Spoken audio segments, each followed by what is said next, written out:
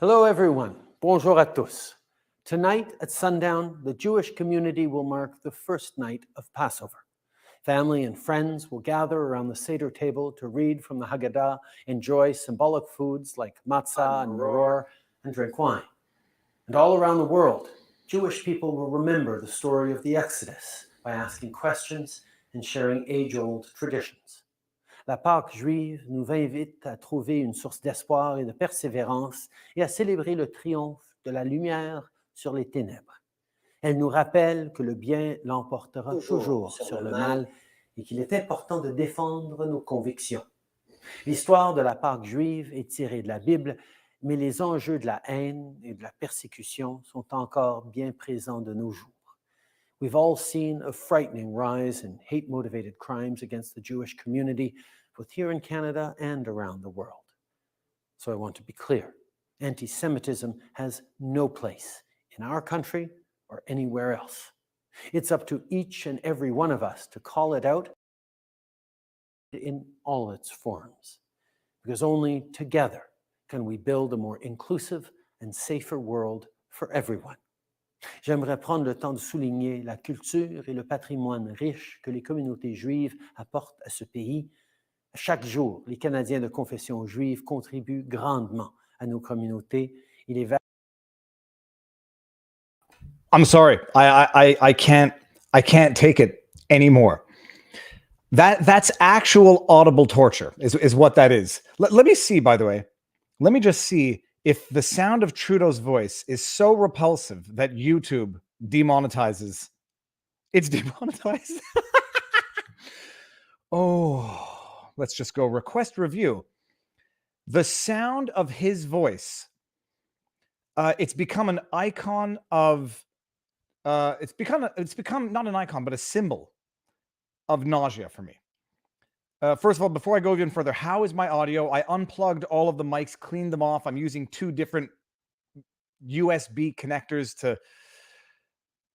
Playing that liar is nauseating. I'm going to go back to it and we're going to break it down because when he says that the Jewish people bring a rich heritage to Canada, I find that offensive.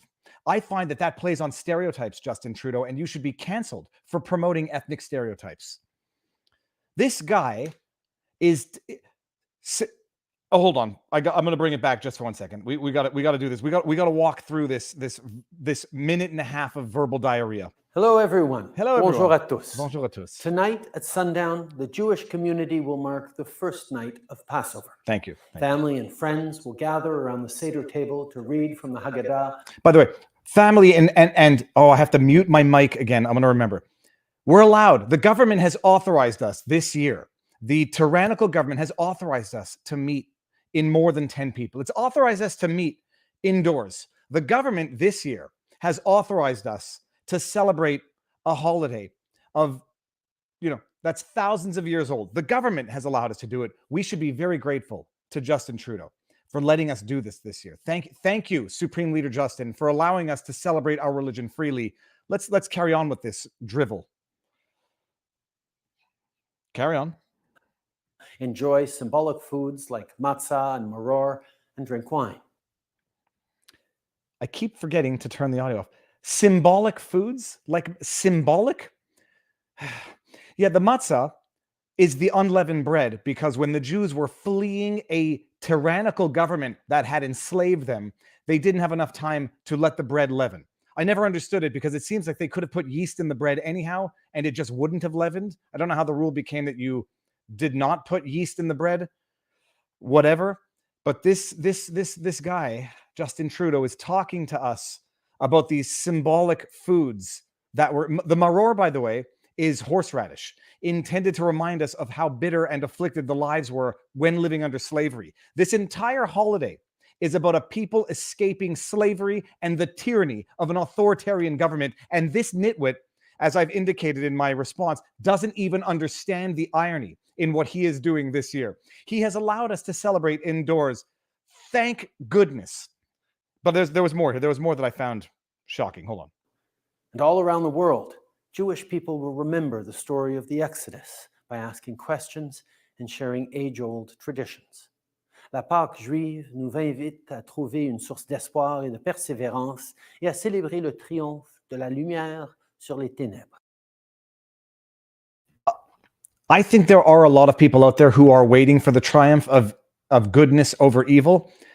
He doesn't have the reflection, the insight. He doesn't have the sufficient distance to even think, or maybe he does and he knows it. He is the evil of which he speaks. He is the government tyranny that is the celebration of what the Jewish people escaped from Egypt thousands of years ago. And it's ironic as well, by the way. It's ironic because Canada this year is having the most Canadians leave the country, as far last I checked, the most in the last 20, 25 years. The irony, the in-your-face idiocy that this guy is now celebrating Passover, reminding the Jewish people of what this holiday is about for us, for the Jewish people. He's reminding us, he's telling me what it celebrates. At the same time that you have a mass exodus of Canadians from Canada because of a government that has effectively, enslaved might be too hyperbolic of a description, but has at the very least tyrannized a people, locked them in their homes, locked them out of their businesses, shut them down, shut them away from their loved ones, told them what they can listen to, told them what they can hear. Okay, let's keep going for a few more seconds. In case anybody ate too much for lunch, maybe this will be the cure. Elle nous rappelle que le bien l'emportera toujours sur le mal et qu'il est important de défendre nos convictions. L'histoire de la Pâque juive est tirée de la Bible, mais les enjeux de la haine et de la persécution sont encore bien présents de nos jours. We've all seen a frightening rise in hate-motivated crimes against the Jewish community. Let's just stop it there. Maybe we've seen a frightening increase in hate-motivated crimes. I'm sure it has nothing to do with the government locking up pastors, which might give that political permission slip to people who want to go burn down churches. For those of you who may not know, Canada, I'm stopping it. I can't listen to him anymore. Canada has had something of a spate of church burnings. Look at this. Church, for anybody who doesn't know, church burnings, Canada. It has been this is from the Wall Street Journal.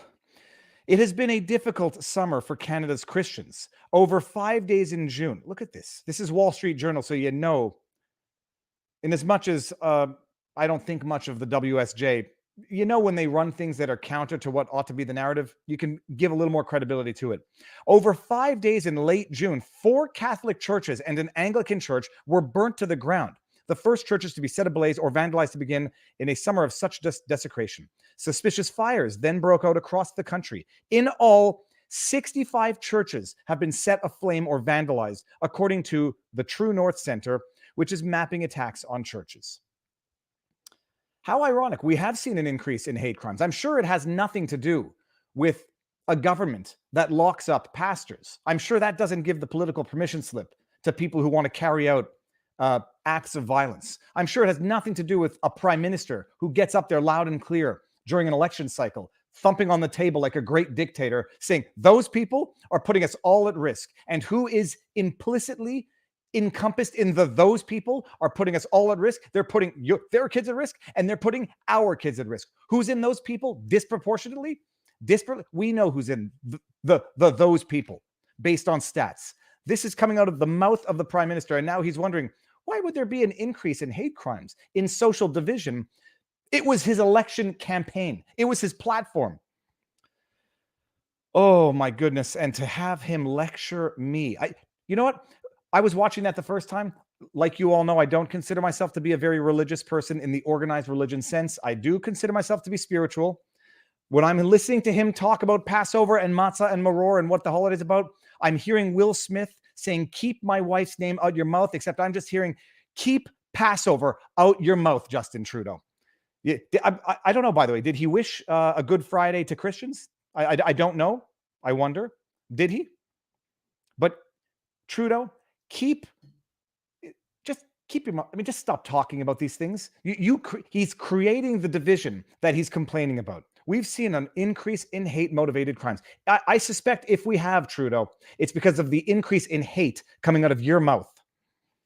Happy Good Friday, everybody. God bless each and all of you. Point Curation, thank you very much. Saw another super chat in there.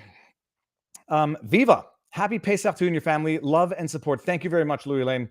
Well, I do have one of my brothers in from out of town, and I haven't seen him in a long time, and a nephew whom I haven't seen in 3 years. And so it's nice for that. I have my own issues when it comes to organized religion, but I have my own beliefs when it comes to spirituality and, a higher force that we must all presume is watching over us in order to govern our behavior. It's like the proverbial cosmic camera. It captures everything. Bonjour, Viva, et chat. Comment vas-tu? How's it going, chat? For anyone who doesn't speak French. Is my audio good? I hope it's good. Okay, good. Audio's fine. Super chat disclaimers. YouTube takes 30%. If you don't like it, we are also simultaneously streaming on Rumble. Let me check. That's me. I just got confused for a second. Let me see if we're on Rumble in live time. I didn't give the heads up to the Rumble team that I was going live, but doesn't matter. They'll see it. Yeah, we're live on Rumble. I love an angry Viva from R.O. Poppy. He comes and talks with such lack. It's a lack of understanding of history. And then talking about an increase in hatred and division and hate crimes. It's like, oh my goodness. Why are churches all of a sudden burning? Of course, he never even acknowledged it, never called it out once, let alone called it for what it was. Just spontaneous combustion to Justin Trudeau. So that's it. That was the intro rant. We're going to have a good one today. I was just on Hunley's channel, Laid Back News, with Alita, Legal Bites, Rakeda Law, Nate Brody, Nate the lawyer, Joe Neerman, Good Logic, and Kurt was there on civil law. Hogue Law was there as well, Richard Hogue, and we had a good discussion. It was fun. I got to pick their brains of people who I know more know more about American law than I do. So it's going to allow me to have a more insightful discussion about the Elon Musk stuff, because that stuff is getting interesting. Krisun says, a very little compensation for the demonetization for me. No, it's good. First of all, thank you very much. It will get remonetized afterwards. They all have been getting remonetized. I can't actually think of the last time a stream did not get remonetized on my main channel. The only issue is it suppresses the discoverability of the video. For example, yesterday's interview with Chris Phillips was demonetized. I don't know when it got demonetized, but you see the lack of organic growth because YouTube just doesn't promote it. It doesn't pop up in search engines. It doesn't come up in recommendations because YouTube has no reason to do that if it's been demonetized. But that one got remonetized, and I'm posting the clips on Viva Clips.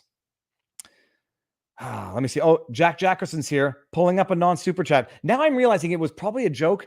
When I'm hungry or hangry or cranky, I read, the difference between a troll and a joke is the perception of the person reading it. It's my old expression, when you're in a bad mood, everybody on the street seems to be driving like jerks. When you're in a good mood, you're forgiving everybody for, inching through a red light or whatever. All right, so that's it. So what we're going to talk about today, we're going to do a brief recap. My summary of the Johnny Depp Amber. Am I not allowed saying her term? The AH, which also stands for a good acronym for Amber. My overall assessment of week one. We're going to talk about Canadian hypocrisy. Jagmeet Singh, the hypocrite, who teamed up with Justin Trudeau, the tyrant, to lecture us about inflation and how when prices go up, somebody gets rich. Yeah, the government, who collects more taxes and who still gets raises. We'll get there. Fauci. How do I describe Fauci? The alleged, in my humble opinion, unlawful individual. Fauci and his recent admission, because not so much the highlight clip, just the responses to it. It's interesting. And then we're going to do Elon Musk, because the big news of the week is the offer, the buying into Twitter, the offer to take it over and take it private. And now he's got a class action lawsuit that was filed against him on the basis of SEC violations for failing to disclose in time, having acquired a 5% ownership in the company while continuing to acquire shares. It's interesting. Rakeda pulled up a copy of the suit. I emailed the law firm to see if a lawyer wants to come on and discuss it, because it's interesting. Fauci. Fauci. How about a Fauci? Like a Fugazi, but a Fauci? Because he's a big phony, a big freaking phony. And that's it. That's what we're going to talk about. We'll see how long it goes. It's a beautiful day, and I do plan on either going jogging or biking with my nephew. So we'll see how that works out. Happy Bunny Day. Ever watched Robert Gouveia? Of course. I've been watching The Watchers. I was on with him. He was on with me. I like him. Very good man. Quebec has many churches and never had any burned. Now they have an increase. No, it's not. First of all, I don't think it was in Quebec, but I don't believe that that's anywhere near the explanation. It was throughout Canada, and I don't. It has nothing to do with that in my view. So this is not a cover my tushy like pleasing the YouTube gods. I don't think that's what it is. I think it's actual just more generalized intolerance to the Christian religious community because of what they've seen the government doing to Christian leaders. I actually don't think it would be religiously motivated, because I think all religions in Canada have been equally, maybe not equally targeted, but have seen the risk of a government saying you can't practice your religion anymore the way you believe it needs to be practiced in order to be practiced authentically to the religion. I didn't care for Barnes' hush hush on Elon. Slanderish. You could disagree with it. Barnes put out a hush hush on Elon. It was not like he disclaims in the beginning. It's not his opinion, although I think he did infuse his opinion into it. But if you don't like it, it's an interesting thing. I tended to disagree with it as well. But I have to pull back and say, do I disagree with it because I have the same sort of celebrity crush on Elon because of everything that he's said, done, what I think he represents? So when you react viscerally and emotionally to someone else's position on something to which an emotional or a visceral response is not normal, in the sense that you're emotionally detached and you should not respond emotionally to someone criticizing someone who you don't know but you think you like, then you check yourself and you see, why is it that I'm reacting this way? And might I be reacting this way because some of the stuff might be true and might put a little crack in the foundation of the statue that I built to this individual in my psyche. So that's it. We'll get there. We'll get to Elon. But yeah, no, look, I saw some of the comments to that. Barnes is a big boy. He knows what he's saying, and he knows why he's saying it. And Barnes is not the type to make up facts or to speak without thoroughly weighing his words beforehand. So with that said, if you respect Barnes, you're going to respect him even when he says something that causes you to say, I don't feel this way, and this upsets me for some reason. Dubious Prime says, your hair is becoming more sentient. Feed me, Viva. Oh, it's at the perfect stage now where it's mid-grease. Not too greasy to sleep with, but greasy enough that it doesn't look like a cotton ball, out of control, not Methuselah, what's her name? Medusa type thing. Dude, love the show. Here's money towards a haircut. Not happening. It's not happening, Corey, but thank you very much. Elon wants to chip your brain. Davos wants hackable humans. Wake up. All right. Again, I bring up chats and comments with which I don't necessarily agree or don't have an opinion on. And sometimes I bring chats up that are offensive because I didn't read them before. Okay. Johnny Depp, summary of week 1. You are going to accuse me of being biased, and you are within your rights to do it. I departed from the position that I didn't necessarily think it was a good idea for Johnny Depp to sue for defamation against Amber Heard in the United States. I said it's not necessarily something I would recommend, or at the very least, it would come with a lot of caveats. It would come with a cover my butt disclaimer. Mr. Depp, Viva Fry, as your attorney, has warned you of all of the risks and perils. You think that this is going to be your day in court. You're going to tell your story. People are going to rejoice in your victimhood.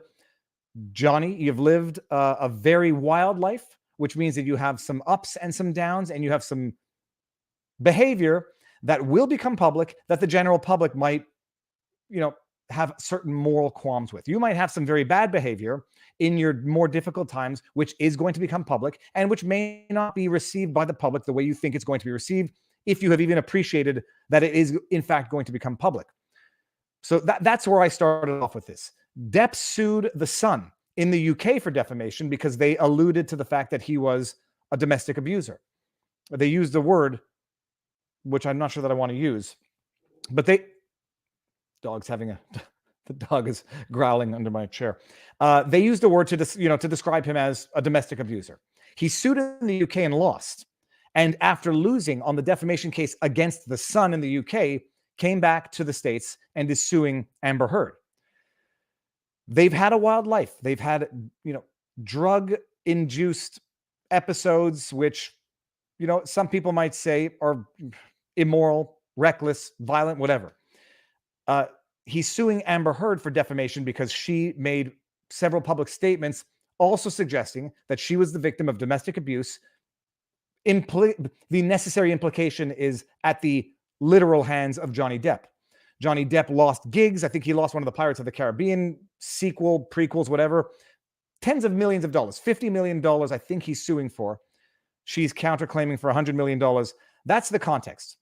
My overall impression was that I think he might lose the suit, and in losing it, might actually confirm some of the statements or some of the, what's the word? Not aspirations. Aspersions. Some of the aspersions that Amber Heard cast on him. The good and the bad is going to come out in testimony, and Johnny Depp is going to have to admit to certain things, or it's going to come out that he's done bad things.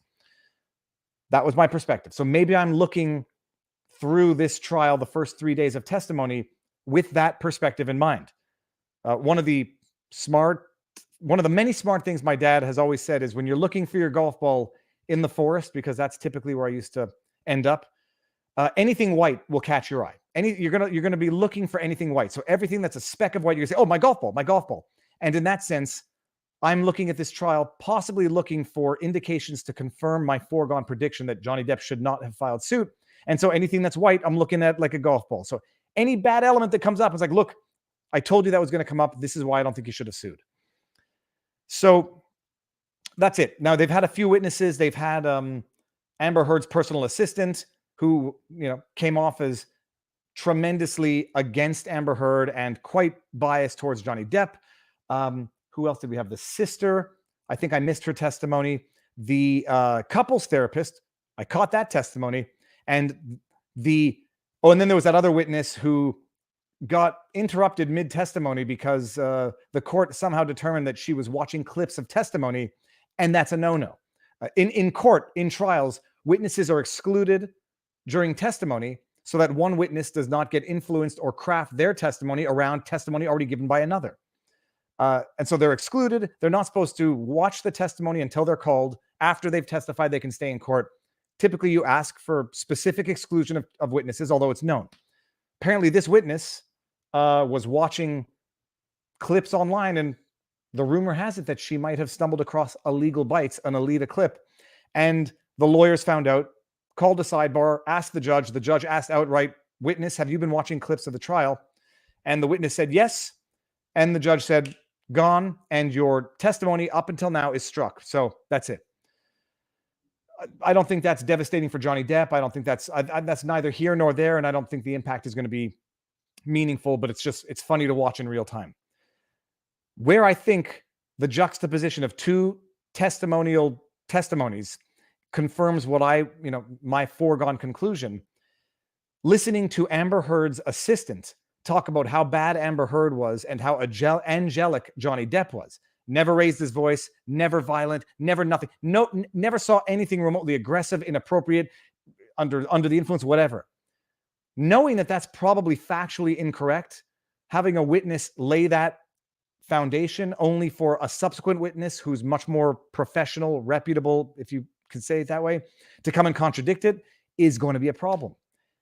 And so my lips are certainly flapping. You came for the flapping. The witness saying Johnny Depp is an angel, never saw anything bad from him. He entertained my child. He dressed up like the guy from Pirates of the Caribbean, Captain Jack Sparrow from Pirates. No, not Captain Jack Sparrow. Yeah, Jack Sparrow from Pirates of the Caribbean.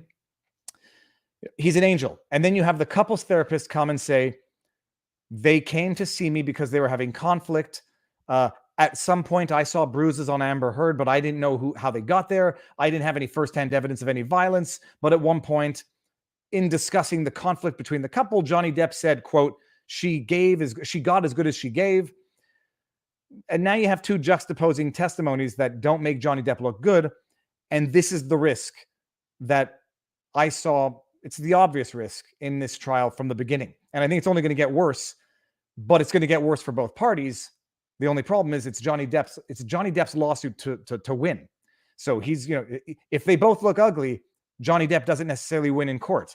Whether or not he wins in the court of public opinion and people realize that this Amber person is a pathological liar, abusive herself, a disgusting, despicable person, and she wrongly blamed Johnny for some of the worst stuff, Johnny might be rehabilitated on a professional front, even if he loses on the court front. So I'm getting facts wrong? Okay, maybe. I don't think I am, but if I am, please let me know. And if the facts are material, let me know. So there's a lot of people who are okay. I'm within my rights to be wrong, people. It'll happen. It will happen. And if you came for what's the word when you can never be wrong? You came to the wrong place, and I don't know where you're going in this world, but the open-fisted hit means a slap. How can he slap? Anyhow, so that was my impression. Whether or not this turns out to be good for the career or rehabilitating for the career, that might be the victory that Johnny Depp wanted, and that might justify the suit, even if it's a suit that I still think is going to be difficult to win, given what's going to come out. We'll see. That's my impression.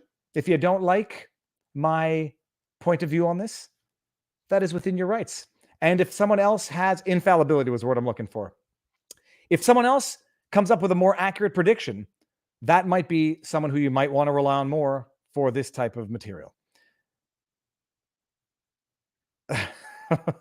It's your show, so be wrong or right. Look, I'm open.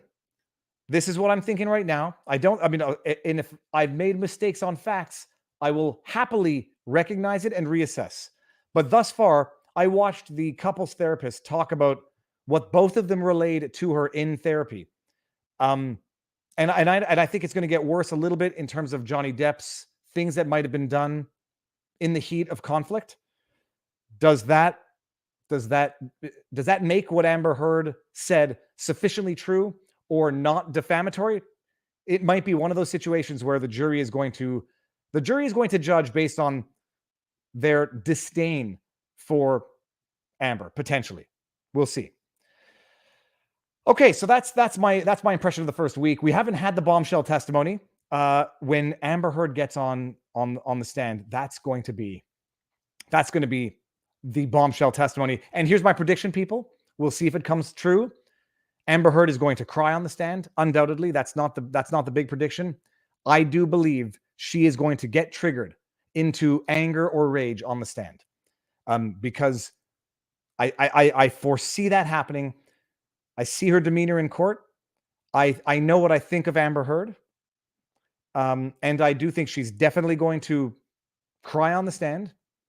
But that type of volatility swings both ways, and I think the tears might be more for, to garner sympathy, and the outburst of rage, which I anticipate is going to happen, is going to be because she expects to be believed, and she will not take kindly to being questioned, and certainly not having her face rubbed in some of the things that will become revealed she, in fact, did in the context of this trial. So that's my prediction. Clip it. 28 minutes in. We'll see if it comes to fruition. We'll continue watching. I'm going to bounce between Alita's Legal Bites coverage and Rekieta's, and maybe during Amber Heard's testimony, live stream it myself. We'll see. So that's it. But I am getting bored of the Johnny Depp story. I think it's just a sad story. It's entertainment. It's entertainment in the courtroom. And if nothing else, people are going to learn about law from this the same way they learned about law from what I think was the wrongful prosecution of Kyle Rittenhouse. Okay. I always look for your opinion and the facts that you provide, specifically because you acknowledge your wrongs where other people brush it off. I don't like being wrong, because the problem, if you're wrong, people might think you were wrong deliberately. And if you do not correct an accidental wrong, the question is then, does it become deliberate? The wrong itself was accidental, but the failure to correct is deliberate.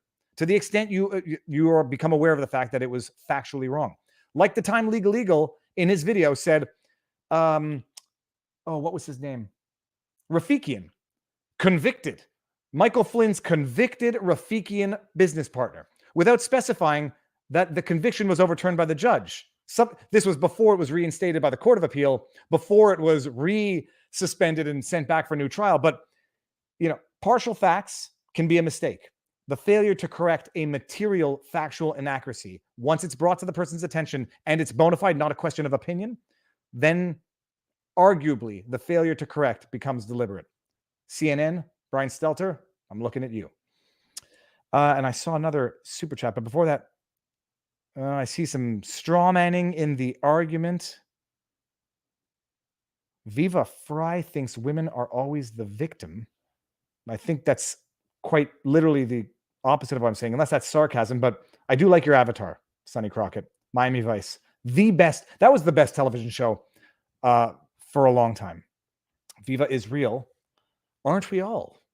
Gen X has grown up aware of JD's struggles with drug abuse and his immature ability to destroy hotel rooms because he could afford to. And JD acknowledges all of it. Like him or not, no one deserves to have an AH destroy them with lies. No, I agree.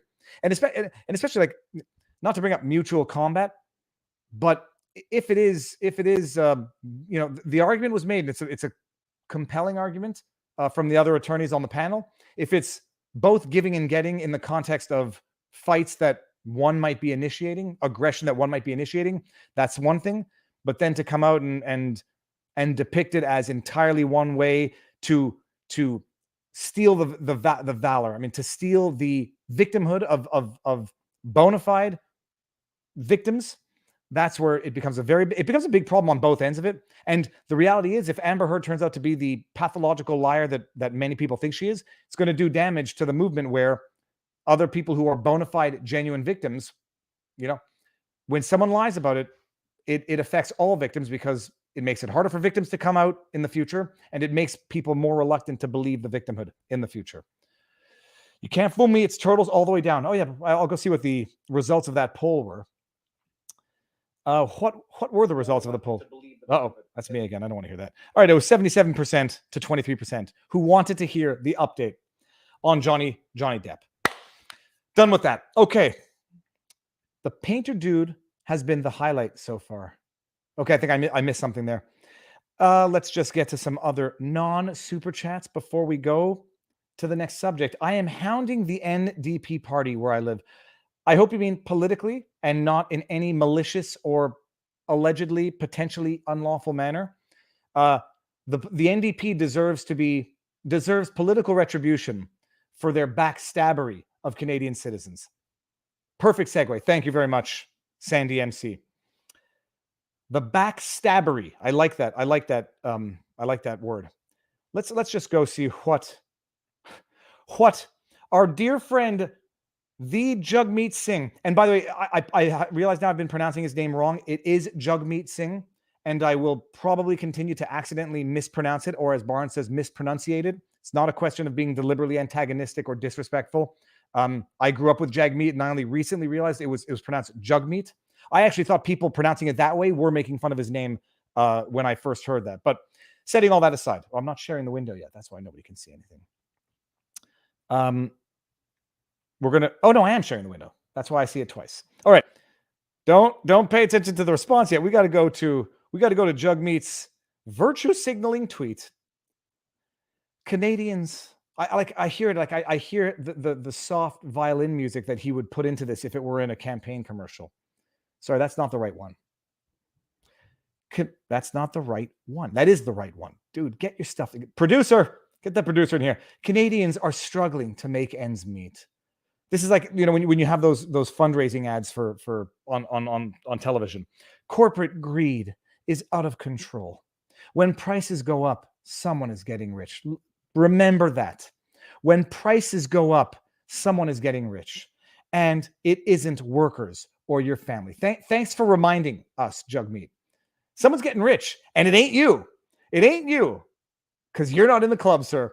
Corporations are making billions, while the average household is paying $5,807 more in goods. Let me see. I did respond directly to this tweet. Let me see if I can see how far down I get demoted on.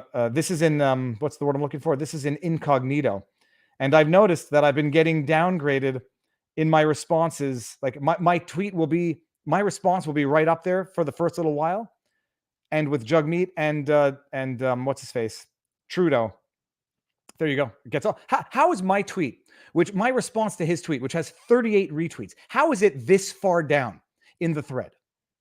You tell me that they're not deliberately suppressing certain or shadow banning. I don't know what the word is. How is my response to Jagmeet's tweet, which has 38 retweets, this far down the ladder for people to see? But let's get there. Oh, I said, I hope you enjoyed your $5,000 pay raise on April 1st. This is not a joke. While Canadians are paying $5,000 more in goods, it's good to be king, Jagmeet. I'll get you to the article in a second. But just remember what he said and how when prices go up, someone's getting rich. They got their pay raise, and when prices go up, you pay more in taxes just because 15%, which is what we pay in Quebec, that includes provincial and federal sales tax. When prices go up, taxes go up, and someone is getting rich, and it's the government, among others. Oh, someone's getting rich, and it ain't your family, but I'll take my $5,000 pay raise to the bank while you guys have been under 2.5 years of lockdown and government suppression, crippling government measures. And then I linked to that article. Where is the article? Just someone's getting rich, and it ain't you. And they're like, there's no shame. They have no shame about it. Let me just go pull up the article because their defense is it's an automatic pay raise. We can't do anything about it. Acquiring, where's the roughly 1/3 of cabinet ministers? Is this the article? Yeah, I think this is the article. Their defense, it's an automatic pay raise. There's nothing they can do about it. I don't want to give them ads. It says roughly 1/3 of Liberal cabinet ministers. Oh, sorry, no, that's not the right one. That's just what they're doing with their wealth. Hold on one second. Sorry, that was the wrong article. Stop screen. That wasn't the article about the pay raise. That was an article about what they're doing with their pay raise. Where is the article? I believe this is it. Okay. Just everybody should know. This is from taxpayers. I don't know what the website is. I couldn't find any other website that was, I'm not sure how big a story this was for the other people who are getting rich, despite everything, the media with their $600 million bailout. I'm not sure how much they're going to focus on this rather embarrassing story for our MPs. Taxpayers Federation slams April 1 MP pay hike. And this is from, this is last year. Whatever. It's the same raise this year. It was $5,000 January, February, March of last year. I'll get the one from this year. And they got a pay raise on April 1st. And it was like almost the joke as to how much it was. But anyway, this is from last year. So last year they got $5,000, give or take. Oh, I should get the article from this year. Anyhow, but it's an automatic pay raise, so there's nothing they can do. They can't stop it. They can't put it on pause. I mean, they can shut your business down. They can make you live off a government stipend, but they can't stop their own massive pay raise. But let's just see what the roughly 1/3 of Liberal cabinet ministers do with their money. It seems they own rental and investment real estate records. Roughly 1/3. No thanks. Roughly 1/3 of ministers sitting around the Liberal cabinet table own rental or investment real estate assets, according to their filings with the Federal Conflict of Interest Commissioner. While fully legal, real estate experts say the holdings reflect the degree to which Canadians increasingly view real estate as a financial asset rather than a place to live. By the way, this is the same government that's talking about why housing is so expensive in Canada. Can you imagine these flagrant hypocrites? They own rentals and they own investment properties at the same time that they're running around on a campaign platform that housing costs too much in Canada. We got to find a solution to it. It also comes as recent data from Canadian financial institutions has demonstrated the growing role of investors in fueling price growth, a trend Deputy Prime Minister and Finance Minister Christopher Freeland billed this week as an issue of intergenerational injustice. Quote, one of the many things that I am most concerned about as someone who, it shocks me to say this, is 53 years old, is the intergenerational injustice, Freeland told the board. Oh my goodness. We had a better shot at buying a home and starting a family young than young people today. And we cannot have a Canada where the rising generation is shut out of the dream of home ownership. Yeah. Okay. Do I continue reading this? No, let's forget about it. Here, I'll put it in the chat. It's the ultimate slap in your face. It's good to be king.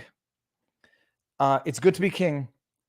And when prices go up, someone's getting rich. And by the way, I know you can't afford property, but that's exactly what those wealthy MPs who just got their pay raise are investing in while running on a platform of lowering housing costs, because they're so concerned with intergenerational injustice that they continue to give themselves raises. They continue to invest in rental properties, thus driving up the price. And people still vote for them. People still vote for them, and they still get reelected. Oh, do they seriously act like us young gens can't buy a house? You can just work for it. Yeah, true. If you can continue to work, if they don't shut your business down, if they don't make it so darn impossible to actually run a business because of these COVID protocols. I still have had a few clients, one of which worked in the restaurant business, a very, very fancy restaurant. I know what they put up plexiglass, invest tens of thousands of dollars so that we can let you open your business. We're shutting you down December 31st, New Year's Day. Yeah, no. Opportunity to work needs to be there in order for people to be able to work for home ownership. But when they literally tell you can't work, or they make it so darn impossible to work, where the only people who can actually succeed in this market, big tech or people with government connections. Yeah. So that's it. That was my Jagmeet Singh coming out. When prices go up, someone's getting rich, and it ain't you. And let me just go cash my pay raise. Let me just go invest in some real estate. Let me just go, let me just go refresh my profile on the WEF website. Yeah. And let me just go collect more taxes that people are paying as property value goes up, as inflation goes up. When inflation goes up, so do taxes that you pay on those goods that go straight to the government that they then use to give themselves raises. Shocking, depressing, insulting, and par for the course when it comes to liberal politics. My wife says she just saw my tweet now, not my tweet, my message, and was unable to procure me a Red Bull. Yesterday, when I did the stream, I made a cup of coffee, and it was so bad, it made me angry. I took one sip of it, and all I had as a taste in my mouth was bad coffee for 2 hours, and I didn't drink the coffee, and I didn't get the energy boost that I thought I needed in the afternoon. And then I had an amazing interview with Chris Phillips, and then my brother. It was amazing. Some of us do not have credit, so we cannot buy a house, and our wages are way too low. We are the average worker. Salaries are under $2,000 a month. It's amazing. It's amazing. I was when I was in Florida for the 72 hours, and I was talking to someone who mentioned they were looking to buy a home, but the homes are just too damned expensive in Florida as well. But I think that's for a different reason than in Canada. I think it's probably for a healthier reason than in Canada. But the person told me they're paying rent now, and their rent, and this is shocking. I mean, it's shocking for me as a Canadian. Their rent was $2,700 US a month, and there's no getting that money back at the end of the day. At least if you're paying $2,700 on a mortgage after you've paid the interest, in theory you get the capital back if the house increases in value, if you take good care of it and you sell it. Rental, burnt. $2,700 a month. How much? That's more than a quarter of a person's salary. An average salary, and you're expected to be able to buy a house when, they're increasing. I forget what the requirements are now for a down payment for a deposit on the house, and then the interest rates are going up. How are people going to afford houses? And you know what? It's not going to drive the prices down. My prediction is increased interest rates are just going to make it harder for the people who already don't have the means to buy a house. It's not going to make it harder for the people who have the means to buy up, and then to rent out to the suckers who are going to pay $3,000 a month in rent and never own a damn thing. Thank you, Sharon. Thank you. Have you seen the NIH discourse about IV ivermectin being Now I understand what you meant by that. Sorry, I'm so dense sometimes. I have not seen it. I'm going to look into it, but no medical advice, no legal advice, no election fortification advice. Rent is too damn high. No, but it's what happens when money loses value. Just keep printing money, keep giving out, keep printing out money, and then it stops having value. And then, when it stops having value, well, everything has to go up.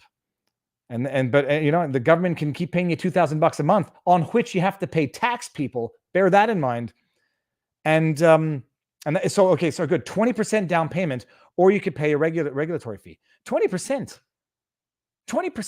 Just assume a modest condo, $300,000. 20%, it's $60,000. Who's got $60,000? Not everybody has $60,000 cash lying around that you have to put down as a deposit so that you can afford the mortgage on the 240.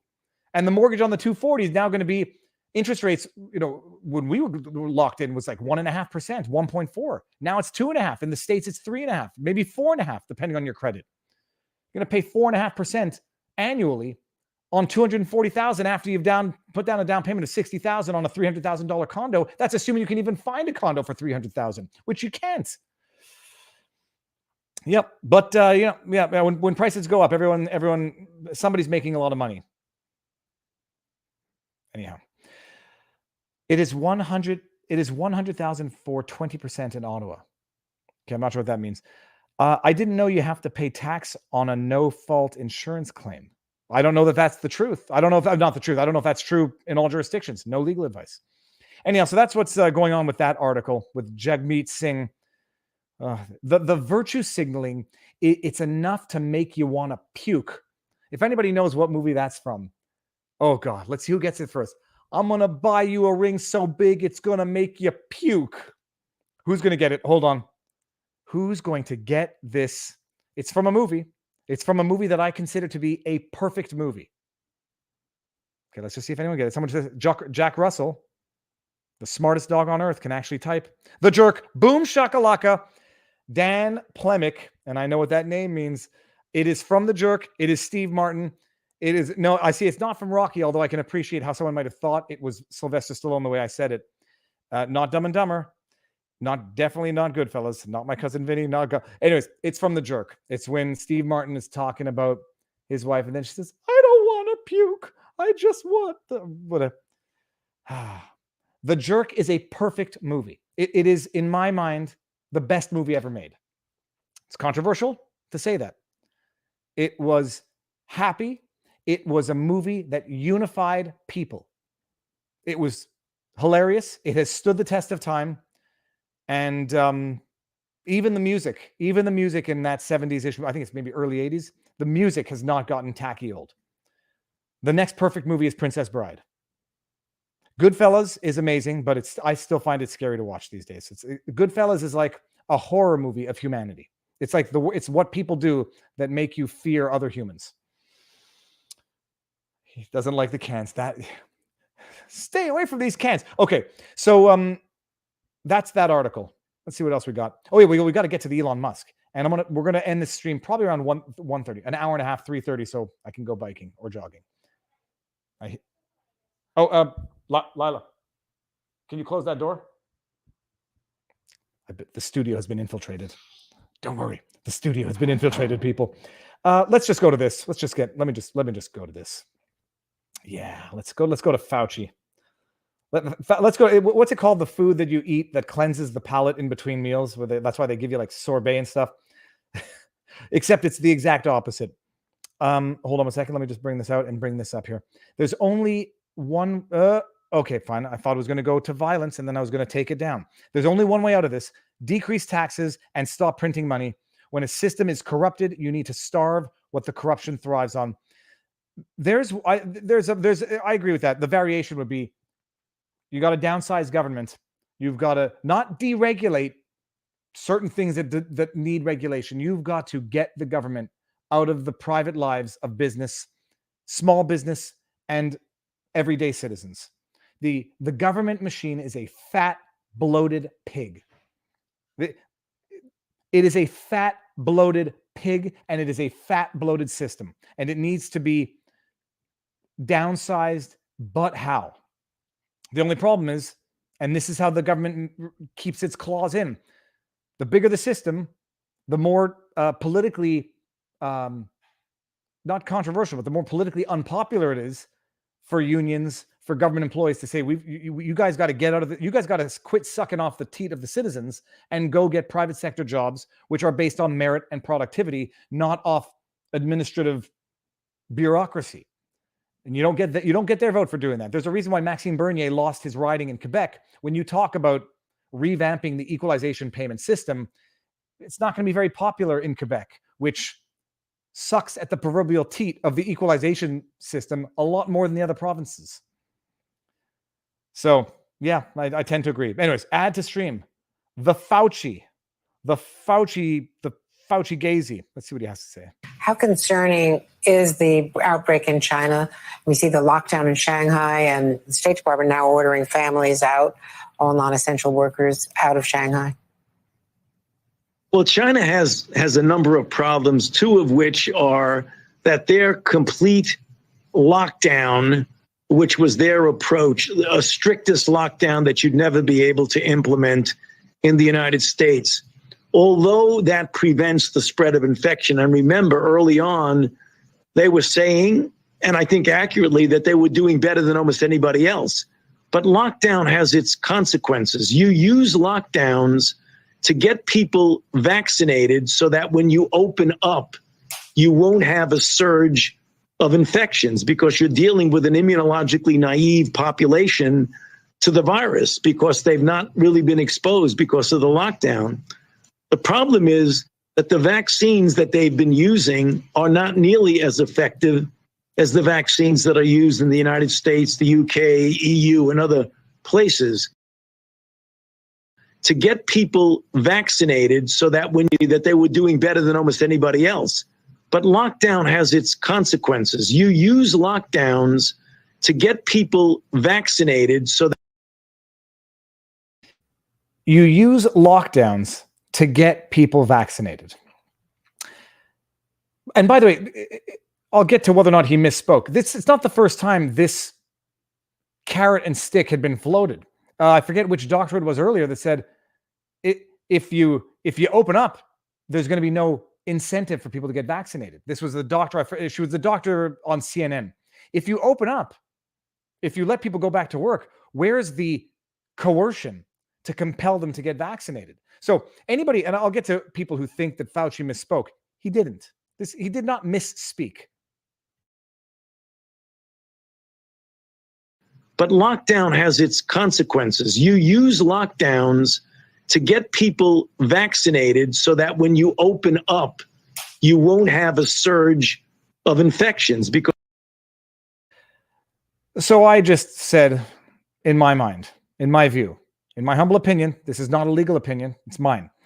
What Fauci, and I didn't actually type his name, I didn't make the typo on purpose, but it kind of looks good because it's a fitting typo. What Fauci just admitted as policy is criminal extortion.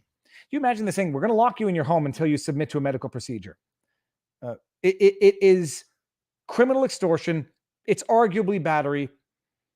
And it is what they're doing. It was not a typo. It was not a misspeak. But I just want to bring, there was one response that I remember what it said. I might not be able to find it, but show more replies. There was one person who said it accused me of a disingenuous take. This may come as a shock to you, but no, it's not criminal extortion. You know what? I can't find the actual. Let's just go here. Criminal extortion, Canada. Let's go to criminal extortion, Canada. Criminal code. Here we go. Extortion. Everyone commits extortion. Listen to this. We'll agree to disagree for anyone who thinks that this might not be. And admittedly, it's intended to be slightly hyperbolic, until you actually know what the definition of extortion is.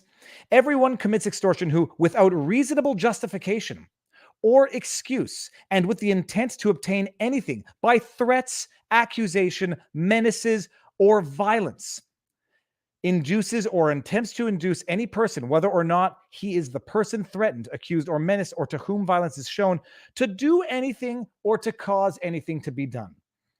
Now, I don't think it would pass in a court of law. That might be for other reasons, but let's just read that again. Extortion. Everyone commits extortion who, without reasonable justification or excuse, and with intent to obtain anything by threats, accusations, menaces, or violence, induces or attempts to induce any person, whether or not he is the person threatened, accused, or menaced, or to whom violence is shown, to do anything or cause anything to be done. I think the definition fits quite clearly. You're going into lockdown unless you do something to your body.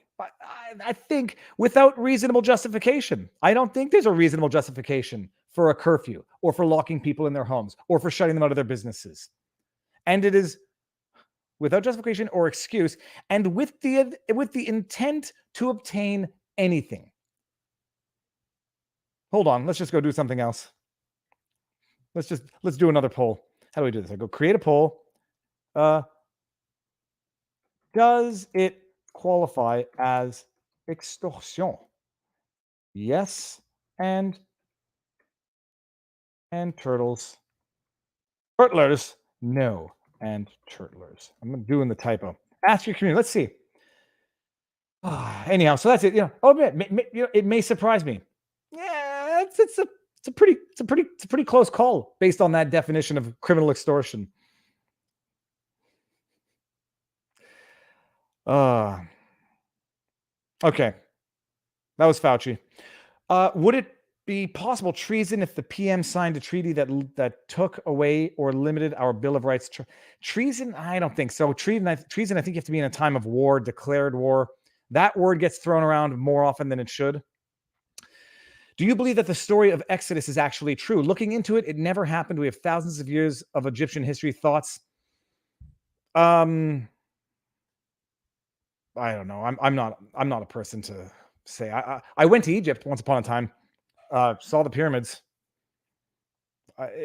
There's who I don't know. I mean, I don't know. I don't know what to believe anymore. You don't even know what happened last week, let alone 3,000 years ago before documentation. But I had never thought to question the occurrence, but maybe perhaps the accuracy or the hyperbole of what happens to stories as they get passed from one generation to the next. Hold on, I'm going to cough. Let the jokes begin. I did flag one comment that I want to bring up. Can we see this? Yeah. Wow. Naive to think you advance in private sector due to merit and productivity. LMAO must never have worked for a corporation. So just JC, again, I don't know if this is a troll or not, but I'll assume that this is a legit, like a sincere question. I didn't say that individuals succeed in the private sector due to merit. What I said is that the private sector as a product thrives on merit. So an individual within a company might not make its way to the top based on the merit of that individual, but the company, if it's a crap company, will probably go BK sooner than later. I meant the company succeeds on merit. Not necessarily every individual gets what they deserve within that company. And to your other question, must never have worked for a corporation. I, as a matter of fact, worked for Borden Ladner Gervais for 6 years, biggest law firm in Canada. I worked for Martin Swiss Cycles, where I sold bikes and did maintenance. I worked for Sports Expert, where I sold shoes. These are all summer jobs. I worked for Black's Camping, for anybody who remembers that blast from the past in Montreal.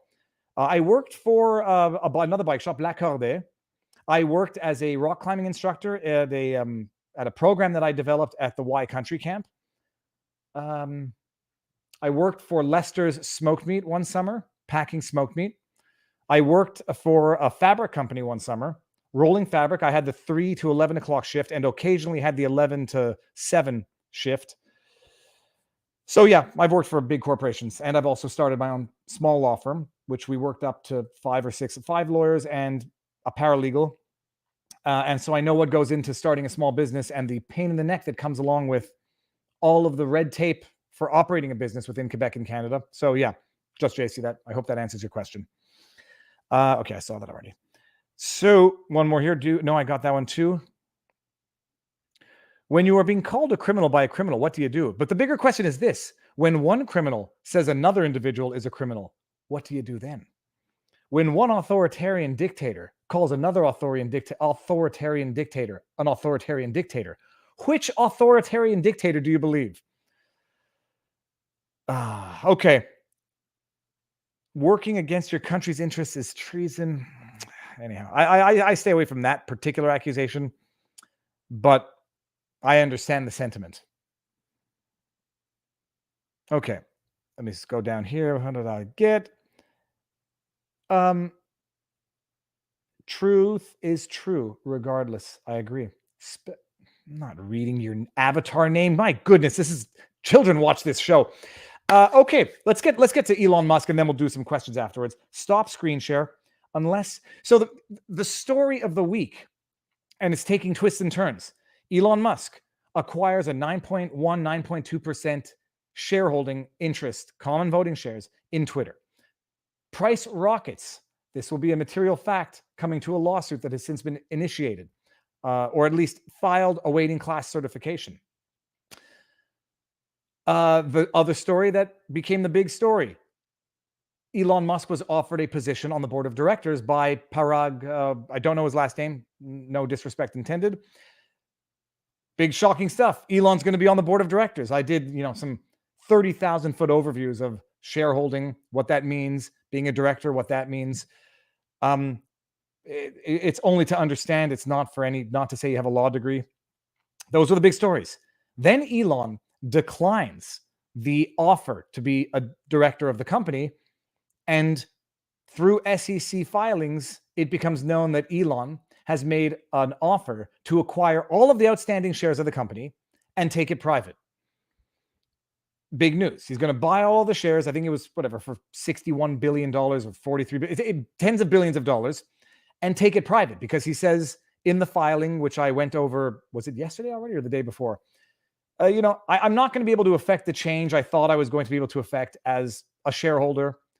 I don't think it can be done with the current administration. I believe that to affect the change I wanted to affect as a shareholder, which I think now I won't be able to do, I need to acquire the company. Thus, as required by law, I am stating my intention to acquire the company through, I think it was an all-cash acquisition, subject to terms. The Saudi prince, who owns a substantial portion as well of the shares of the company, said not enough money. And that was the big story of the week. Then the bigger story was that, I think it's the bigger story, is that Elon Musk is getting sued because apparently he failed, neglected, as the lawsuit alleges, willingly did not disclose as required by the SEC to publicly disclose once he had acquired 5% shareholding of the company. And you may remember this threshold. This is not, I don't know where this is from, but it's just, basic corporate law stuffs. I briefly explained that Securities and Exchange Commission, it imposes certain disclosure obligations depending on your shareholding portion. Once you reach 5%, you have to, file certain filings. Once you reach 10%, you're deemed, I think, not to be an insider, but you have to file additional filings. There's additional restrictions on the type of transactions you can engage in. And so that's why I said, Elon stayed deliberately under the 10%, but he exceeded the 5%. One of the filings, it seems that he failed to file, which was the disclosure of having acquired 5% or more common shares in the company.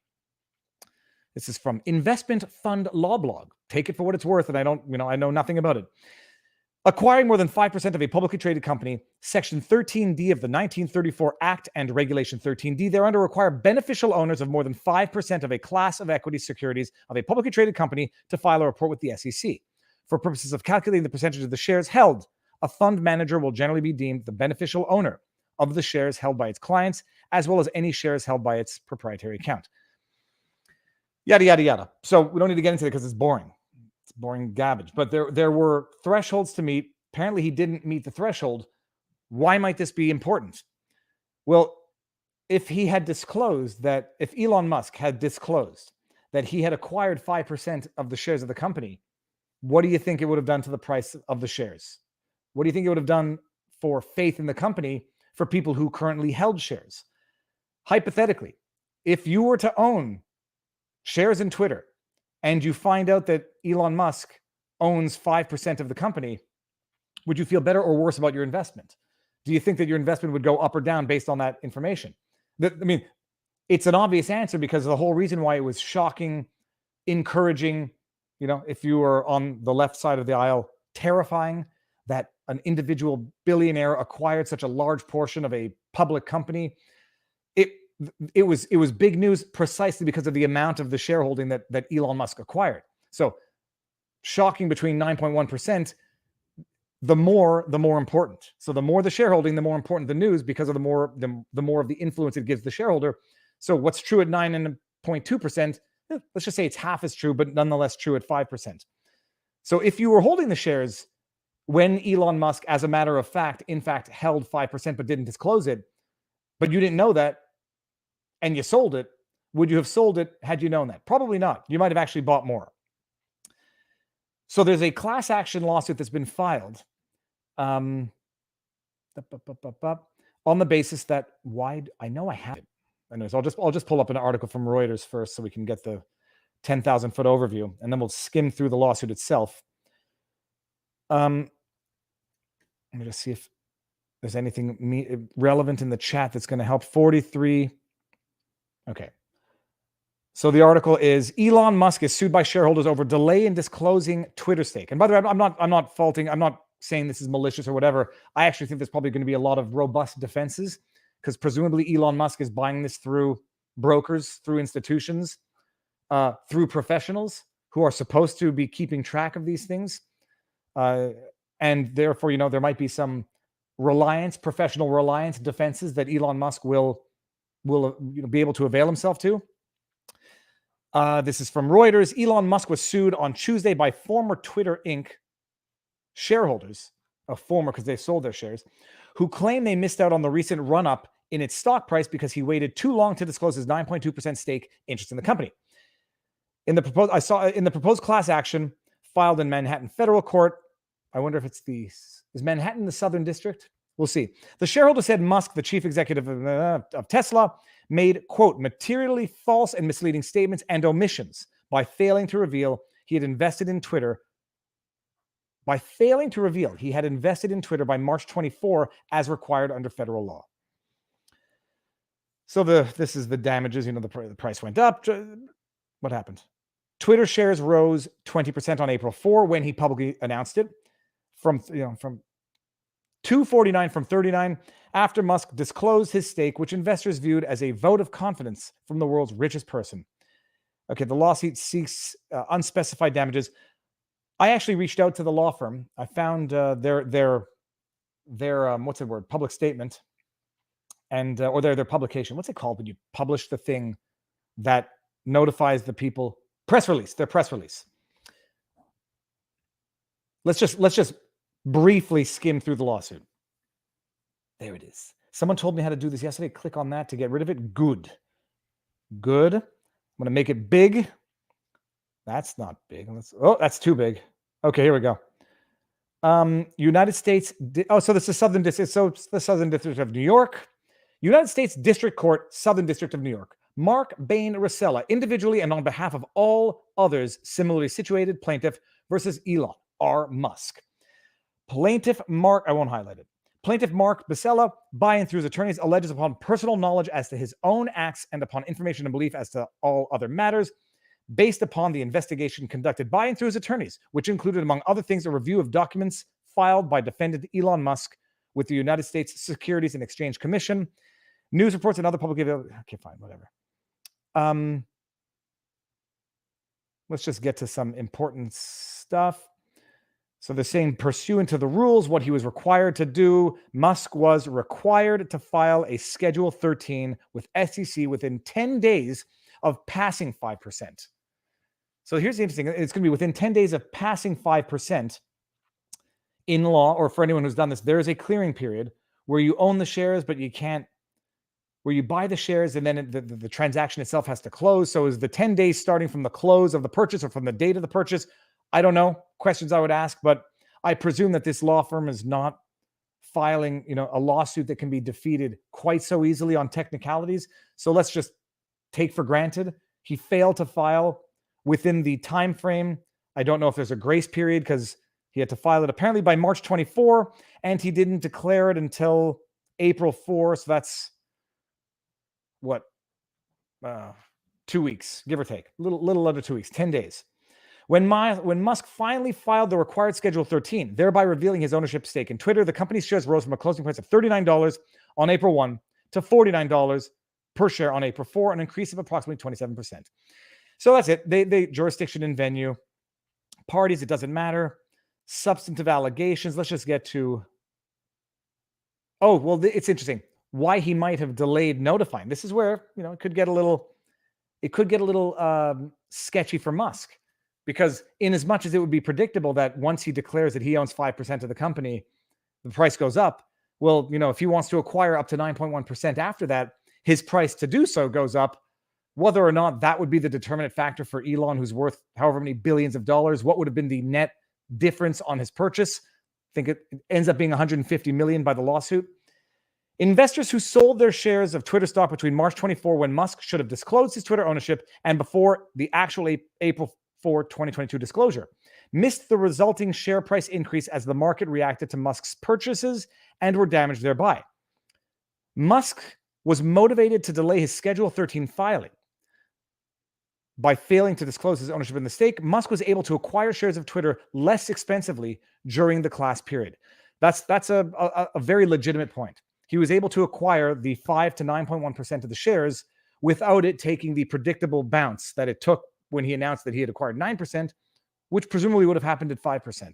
So he was able to buy those additional, as many shares as he already had at what was an artificially reduced price because it hadn't factored into the market price knowledge that Elon Musk was a shareholder of 5% or more. It's interesting. So that's it. Class allegations. Hasn't been certified yet, but the class, you have to define a class. They have to be similarly situated, same cause of action, same cause, same basic form of compensation, same facts, yada, yada, yada. What do we have here? Fraud on the market. Sounds like a good song. Fraud on the market. Plaintiff will rely on the presumption of reliance established by the fraud on the market doctrine that, among other things, I have no idea what this means, people. Defendant made public misrepresentations or failed to disclose material facts during the class period. The omissions and misrepresentations were material. Twitter's securities traded in efficient markets. The misrepresentations alleged herein would tend to induce a reasonable investor to misjudge the value of the Twitter's securities, and plaintiff and other members of the class sold Twitter securities between the time defendant misrepresented or failed to disclose material facts and the time that the true facts were disclosed without knowledge of the misrepresented or omitted facts. And that's it. So it's interesting. Oh, scienter allegations. Another thing that I don't know what it means because I've never heard this concept in law, but as alleged herein, defendant acted with scienter or scienter or sciente. Since defendant Musk knew or recklessly disregarded that he had an obligation to file a Schedule 13 GD to disclose his ownership stakes in Twitter. Furthermore, defendant saved approximately $143 million on his Twitter purchase by delaying the filing of the required shareholder GD and purchasing additional shares at deflated prices. So I don't know what scienter allegations means, but I guess that's it, that he knew or acted recklessly and therefore is guilty.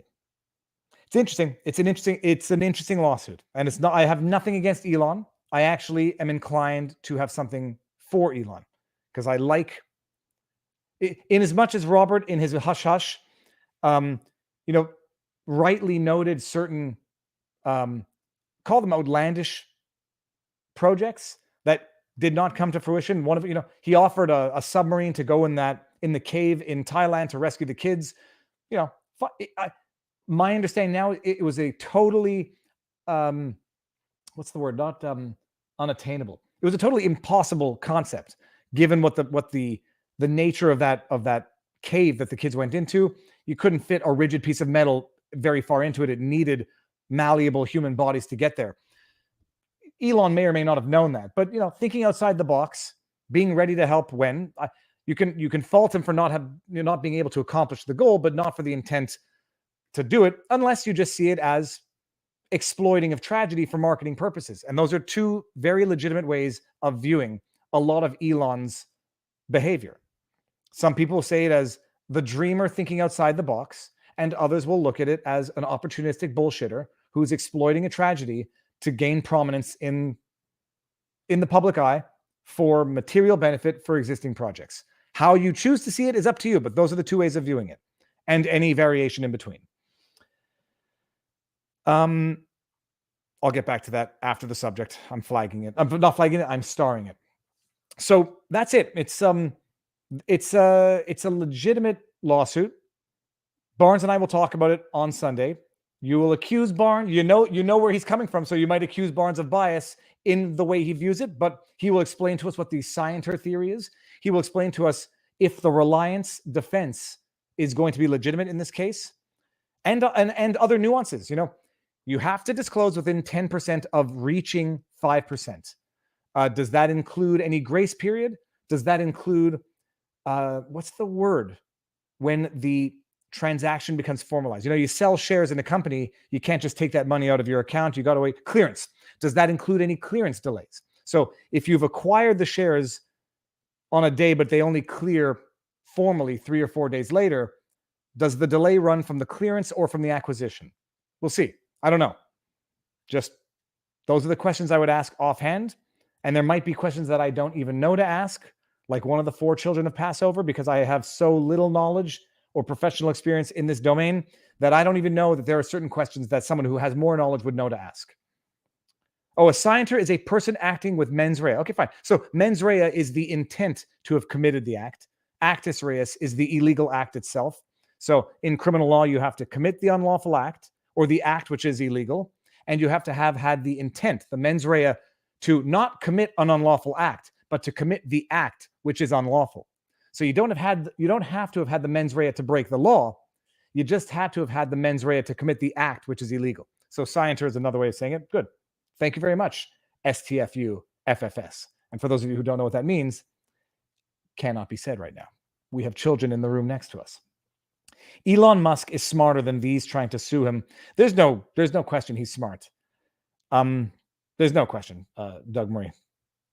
I mean, and I think he's delivered on some things which he's entitled to take a great deal of credit for.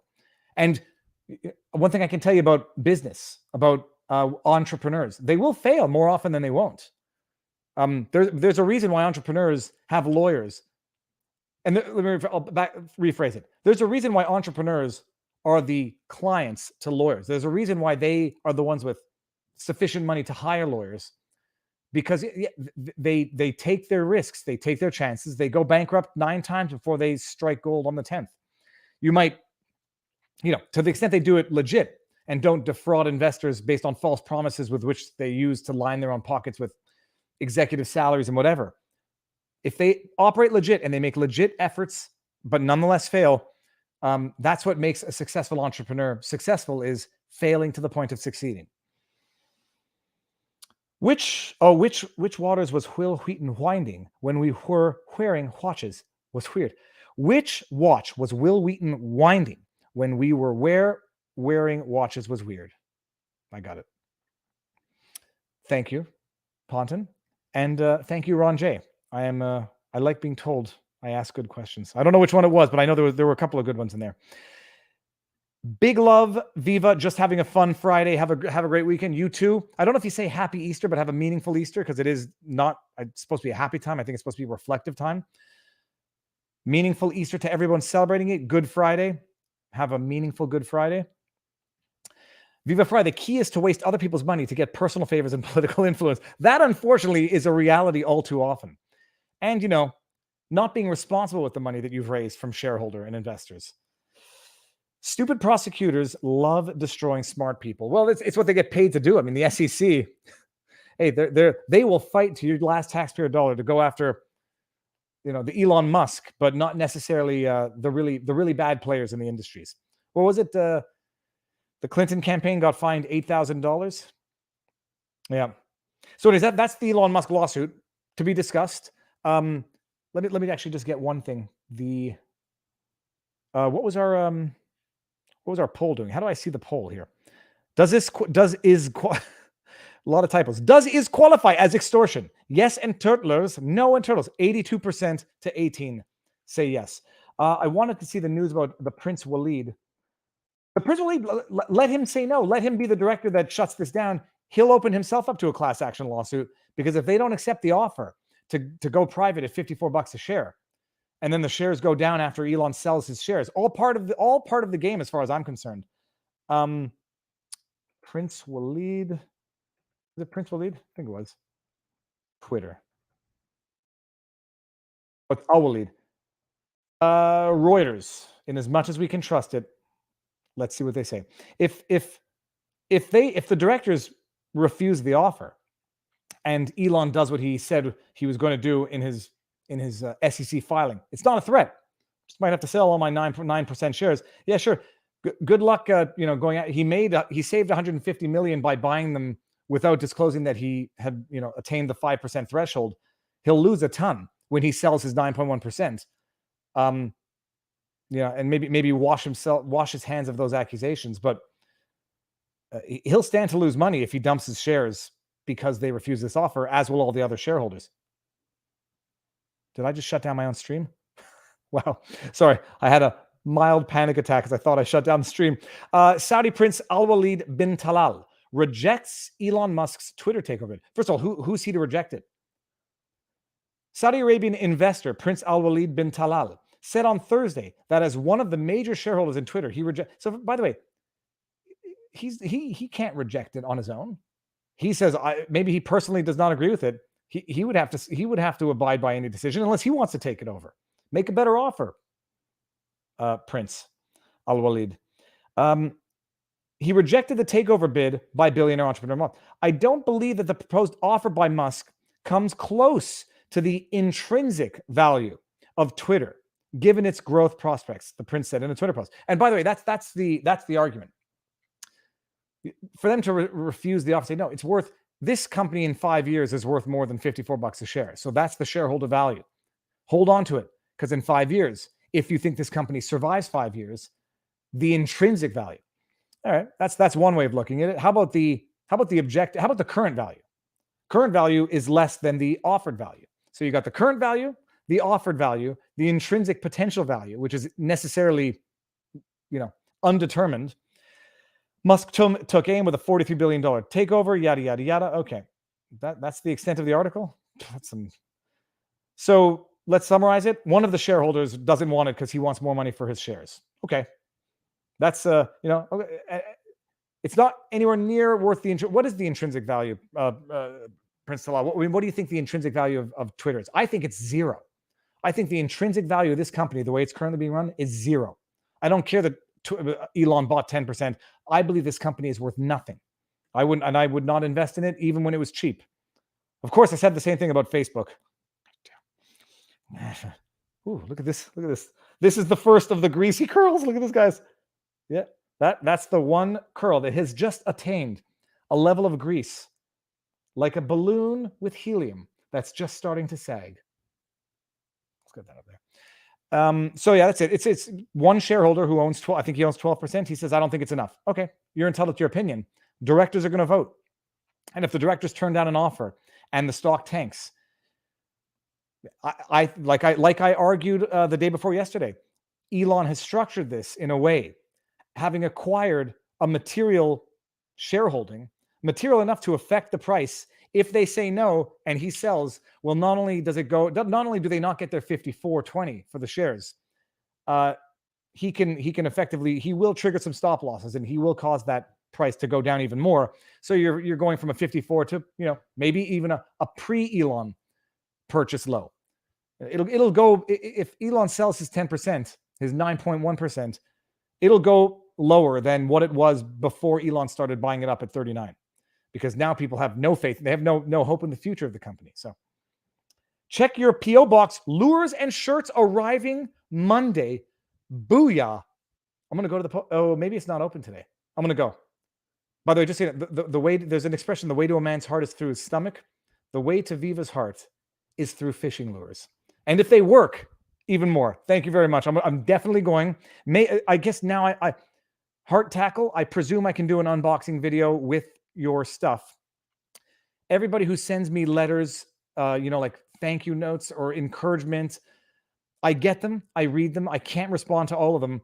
I would love to do unboxings, but I am so neurotic for the protection of people who support my channel and people who write me that they may want to only quietly and, so as not to have any risk of identification support me. So I don't do the unboxing unless I know that I 1000% can, because I don't want to accidentally dox anybody or any company. I once wanted to share a nice gift that I got from a company. But it's like, man, you do that in Canada, they might get some blowback. And so I double checked with the company, and there was there's like, we don't mind, but some of our employees might not want that heat. And I understand it. I respect it. And just so nobody thinks I don't do the unboxings because I don't have gratitude for everything that I get in that PO box. I do. I don't do the unboxings because I don't want to inadvertently dox someone who doesn't want to be doxed. Elon will probably argue that his broker failed to do the job. And isn't there a defense like when you rely on the advice of a lawyer, so it's not intent at that point? I think undoubtedly I'll defer to Barnes on that, because even if Barnes doesn't think kindly of Elon, I still think he will assess this lawsuit accurately. To assume the lawsuit is legit is also to assume the richest man alive's attorneys missed a deadline either by ignorance or to save $140 million. Yeah, so which one would it be? Like, I don't think they're doing it to save 140 million. I do think it's lawyers are humans, and I don't want to. Lawyers are humans. What do we got here? Hold on. You are going to the block group. Sorry, Russian sex bot. It's Good Friday. We don't need to see that. Yeah, that's the thing. Lawyers make mistakes all the time. All the time. And big mistakes, missing deadlines, having to go to court to get permission to be relieved of default. I don't care that he's the richest man on earth. His lawyers are still humans. I bank with one of the biggest banks in Canada. They still make clerical mistakes that have material impact. When I opened up the trust account for our law firm, the trust account cannot accrue interest on the monies that you're holding in trust for your clients. It can't.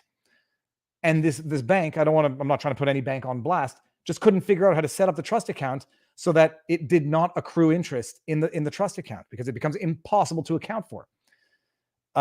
They can't take charges out of the trust account. So you print up a check or you print up a receipt, it has to come out of your checking account, not out of the trust account. But this bank, couldn't set it up by default. So you'd print up a check, or you'd view a check online and you'd see $1.50 come out of your trust account, which can't happen. Then you have to return it from your current. So, big institutions, big lawyers, mistakes happen all the time, left, right, and center. Mens rea. Have you seen Hear No Evil, See No Evil? That is Richard Pryor and not Gene Hackman. Gene Wilder? I think so. Hold on. I see another super chat from the tackle company. Oh, STFU? No, I don't. Do I? Oh, it says unbox away. They will work well for you. Thanks for all you do. I'm going to get to that in a second. Saudi got info about Khashoggi from Twitter. Maybe my theory of a nexus between. Okay, I'm not going to. It's interesting. It's interesting. At the risk, I don't want to be accused of being a theorist individual, but that's a dot out there that people can connect, or people can choose to not connect. Where is it? Oh, here we go. Unbox away. They will work well for you. Thanks for all you do and love your channel. Thank you very much, Heart Tackle.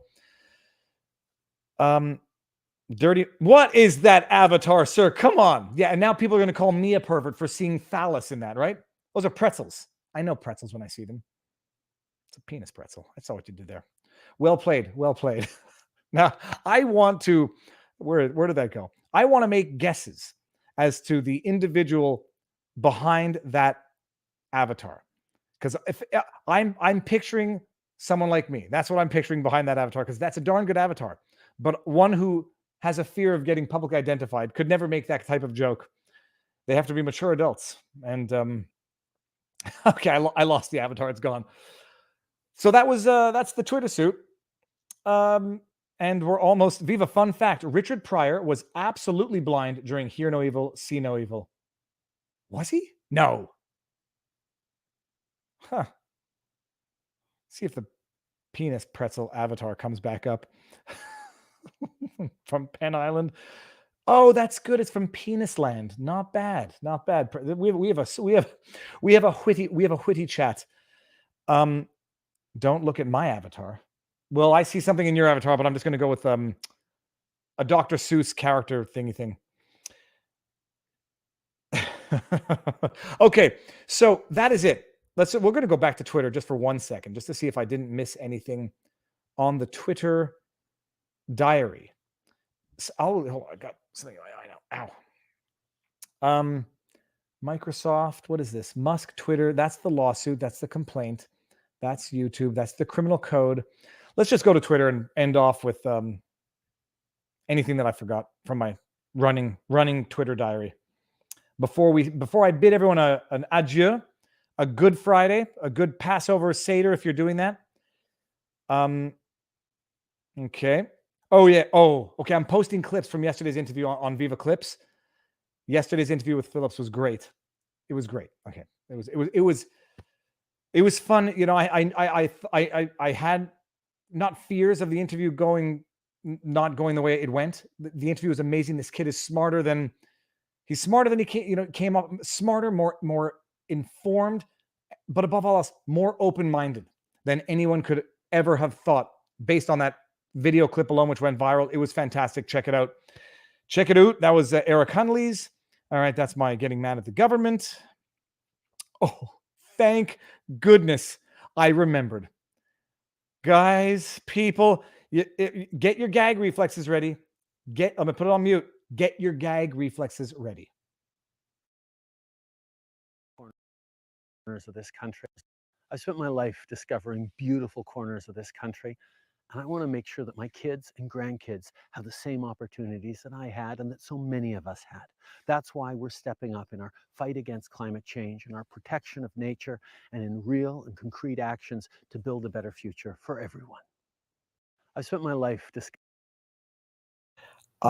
It's repulsive. It's just, first of all, it's nice that he had the chance to travel all across the country. I mean, I'm actually borrowing this insight from some of the responses. Like, it's nice. I had an extremely fortunate life. I mean, I had an extremely fortunate upbringing. I still worked every single summer of my life. I worked every single summer so that I could go on that 2-week road trip with my wife, girlfriend at the time, so we could go visit the country. But it's like, first of all, it's good fortune that not everyone has. But when you're able to become prime minister with no meaningful life experience, no meaningful business experience, solely because of your last name, with your only professional experience being a teacher, and with certain rumored issues at that. Yeah, it's nice. What did he say? I've had discovering beautiful corners of this country, and I want to make sure that my kids and grandkids have the same opportunities that I had, and that it's nice that he's been able to travel the country. It's growing up the way he did. It's very nice. But I mean, I gotta say, every now and again, I make myself laugh, and I said, Alone in the Woods is the only place Justin Trudeau can make a video without getting heckled and jeered by Canadians who have suffered under his incompetent, unethical, and tyrannical regime. And I'm not exaggerating. There's literally, he cannot walk the streets in Canada without getting heckled, even at events that he's setting up. And I mean, and again, people out there, without exception, without qualification, peaceful heckling. I may not agree with swearing. I may not agree with, the F Trudeau signs just as a form of expression, but everyone is within their rights to peacefully express themselves. Don't throw gravel at the Prime Minister. Don't smash eggs on his head any more than smashing eggs on Maxime Bernier's head. Peaceful expression of discontent. This man cannot walk the streets in Canada without getting heckled by his own citizens. The only place he can make a video in quiet is in the middle of the woods with no one around, or on his own private, government jet in his own political complexes, because he is simply detested by the people he is supposed to serve. I haven't met anybody who likes Trudeau, even people who voted for him. So, I'm glad I remembered that one before we headed off for the weekend. That's an article. I'm reaching out to Eric Duhem. If anybody wants to tweet out to Eric Duhem, if he wants to come on for a sidebar for an interview, I would love to have him. He's the leader of the Quebec Conservative Party. Love to have him on. Miss Scusi. And then we have Miss Scusi from one of the more underrated comedies of all time, Eurotrip. Surprisingly funny. Not for everybody. I appreciate some people do not find that humor funny. But the robot scene in that movie is one of the best scenes of all time. I get the impression Trudeau has pretty good gag reflex mastery. Couldn't listen to himself otherwise. And I want to make sure that I want to make sure that you can see the country by impoverishing each and every one of you, by indebting the country to a point of crippling debt. I want to make sure that everybody can see the country, except for those filthy unvaxxed who can't get on a train or a plane. So good luck seeing the country. You awful, awful person. He's an awful person. He's a very, very bad man, to quote Seinfeld. He's a very, very bad man. I want to ensure that everybody can see the country, except those dirty, unvaxxed people who are putting us all at risk. Those 12-year-old kids whose parents have made a decision that the parents think is in the best interest of their children, as they're within their rights to do, their God-given rights as parents. You can't get on a plane, you can't get on a train, but I want to make sure that you can go see the British Columbia forests. I want to make sure you can go see the beaches of Tofino. I want to make sure you skip the first day of the Indigenous holiday by playing hooky on a beach with your family. I want to make sure that you can do that. Good luck getting there. You very bad man. Viva, I sent an Insta DM for Murph's Kicks. I got you, bro. Hold on. What are Murph's Kicks? Go ahead and see what this is. Although I don't think this is of interest to everyone. Let me just go see my DMs. I'm going to cancel that. I didn't get a DM. Okay, anyhow. At the risk, no, I won't say. Okay, Anthony, I'll look for it. Anthony Murphy, screenshot. So that's it. That's what I have to get off my chest today. I wanted to do a standalone vlog in the car, but it's getting a little sunny, and I would only have been able to do the Elon Musk and not get everything else off my chest. So with that said, everybody, oh my God, you watched that? Hold on. Oh, Justin PM to 20. Oh, yep. Let's see again. What a world! I know, hallelujah. I based on common history, I know that this is probably no. This is I don't know. Is it what a when you cannot decipher between troll or satire and sincerity? We've gone through the looking glass, people. I want to see if I missed anything on Rumble. Other than oh no, we're doing good on Rumble. There's 1,700 people there. Okay, well that's it. That's it. Thanks, Viva. Thank you, guys. So go. It's Good Friday. If you are religious in the organized sense, enjoy Easter. Spend time with family. Get out there. Get out there and get some exercise, fresh air, vitamin C, vitamin D.